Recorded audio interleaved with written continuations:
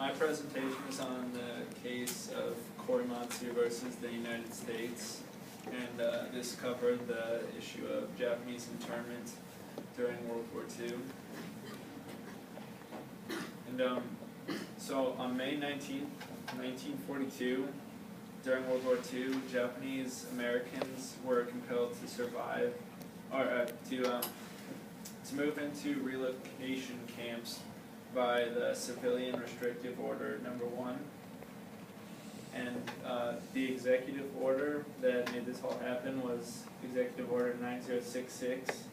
It's a United States presidential executive order signed and issued during World War II by Franklin D. Roosevelt, authorizing the Secretary of War to prescribe certain areas as military zones, and eventually this order cleared the way for the deportation of Japanese Americans to internment camps located in these military zones.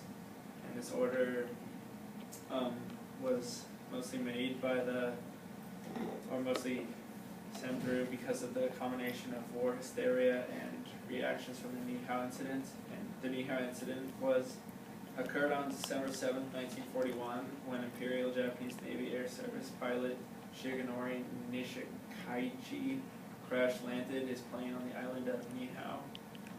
And the native Hawaiians of this island, who hadn't yet heard about the attack on Pearl Harbor, apprehended the pilot.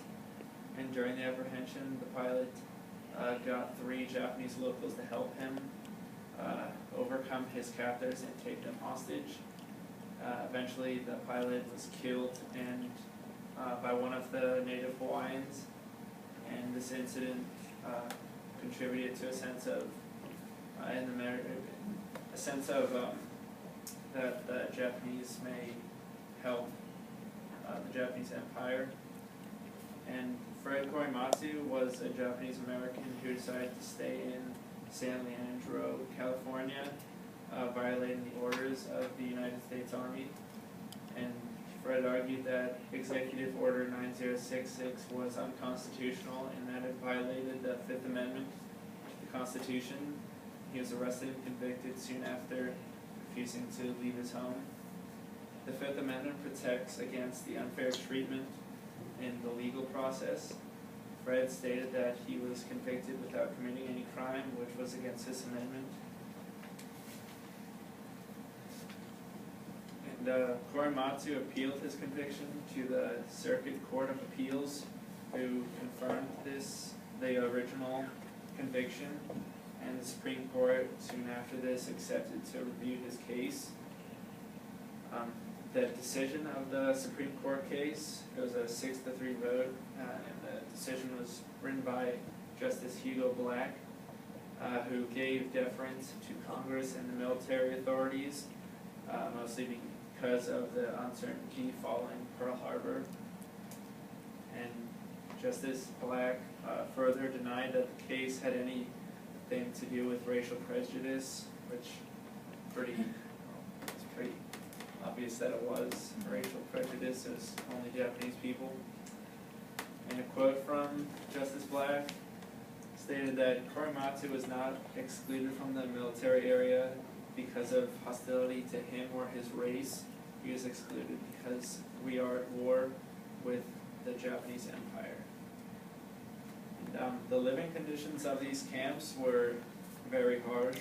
The Japanese citizens were given about 48 hours to evacuate their homes, and they could only take a small number of possessions to the camps.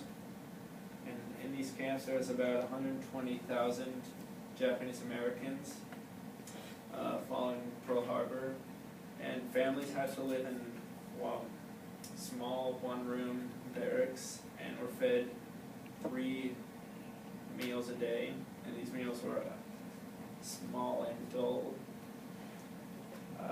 FDR, in his 4th term, and after 2.5 years of Japanese internment beginning, revoked Executive Order 9066, ending Japanese internment.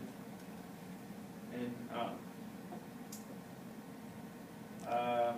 as we look back on Japanese internment, we look on the discrimination and pain we put over 100,000 Japanese through.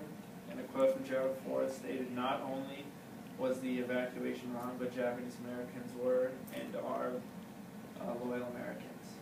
And in 1988, President Reagan signed the Civil Liberties Act to compensate the people of Japanese descent who were incarcerated.